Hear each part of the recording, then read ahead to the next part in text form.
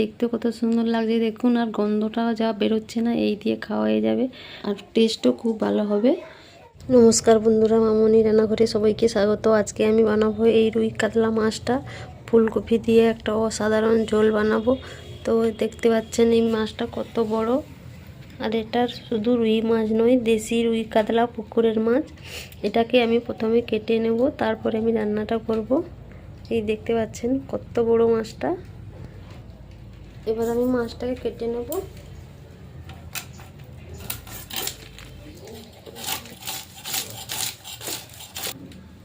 মাছটার আঁশ ছাড়ানো হয়ে গেছে। তেলটাকে বের করে নেব। এই দেখুন তেলটাও ভালো, তেল থেকে এটা বের করে নেব।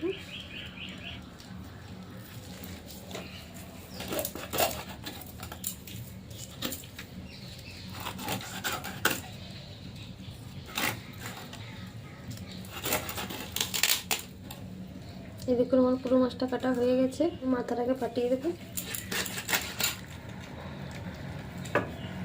মাথার যে ফুল আছে এগুলোকে বের করে দেবো।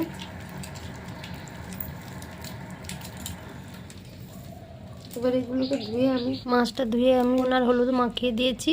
আর এদিকে দেখুন আমি উনুনে কড়াই বসিয়ে দিয়েছি। আর এদিকে মশলা নিয়েছি দেখুন, জয়ত্রী, জায়ফল, এলাচ, দারচিনি আর লবঙ্গ, জিরে আমি ভেজে নেব। এই নিরামিষ রেসিপিটা এই মশলাটা দিলে ভালো লাগবে খেতে। আমি এই রান্নাটা নিরামিষ করব, পেঁয়াজ রসুন দেবো না।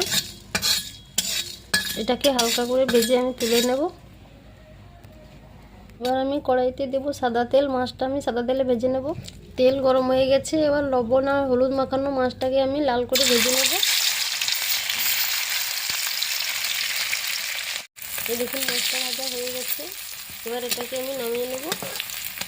এইভাবে লাল লাল করে ভাজতে হবে। সে তেলে আলু আর ফুলকপিটা ভালো করে ভেজে নেব। হলুদ, লবণ ভালো করে লাল করে ভেজে নেব। এগুলোকে কেমন হয়ে গেছে এটাকে আমি নামিয়ে নেব। দেখুন এইভাবে লাল লাল করে ভাজতে হবে। পেঁয়াজ আর আলু ফুলকপি আমি সাদা তেলে ভেজেছি। আর পাতল রান্নার জন্য আমি সরষের তেল নিয়ে নিয়েছি। ফোড়নে দেবো আমি তেজপাতা, জিরে আর শুকনো লঙ্কা।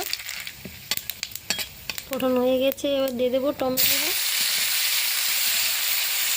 টমেটো হালকা করে নেড়ে নিয়েছি। এবার দিয়ে দেবো অল্প একটুখানি হলুদ, দেবো আদা কাঁচা লঙ্কা বাটা। কষানো হয়ে গেছে এগুলো। এবার এর মধ্যে দিয়ে দেবো আলমগজ বাটা। এটাকে দিয়ে খুব ভালো করে কষিয়ে নেব। এগুলো থেকে তেল ছেড়ে গেছে দেখুন। এবার দিয়ে দেবো এতে আমি লঙ্কার গুঁড়ো, হলুদ, লবণ। খুব ভালো করে কষিয়ে নেব। কষানো হয়ে গেছে। এবার জল দিয়ে দেবো, মশলা জলটা। মশলাটাকে আমি খুব ভালো করে কষিয়ে নেব। মশলা থেকে তেল ছাড়তে শুরু করেছে। এবার আমি দিয়ে দেবো টেস্টের জন্য অল্প একটুখানি চিনি, আর দিয়ে দেবো ভেজে রাখা আলু ফুলকপি। এবার এগুলোকে মশলার সঙ্গে খুব ভালো করে কষিয়ে নেব।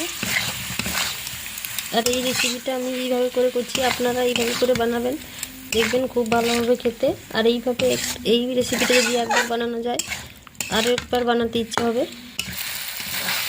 খুব ভালো করে মেশানো হয়ে গেছে দেখুন। আর আলুগুলো অর্ধেক সেদ্ধ হয়ে গেছে। এবার আমি জল দিয়ে দেবো। আমি এটাকে ঝোল বানাবো, তার জন্য বেশি জল দিয়ে দিচ্ছি। আপনারা কেউ যদি চান কম মাখো করতে চান তাহলে কম জল দেবেন। এবার এটাকে ঢেকে দেবো। যেটুকু বাকি আছে সেদ্ধ হয়ে যাবে। এবার খুলে দেখবো রান্নাটা কীরকম হয়েছে দেখতে, আর কতটা হয়েছে। দেখুন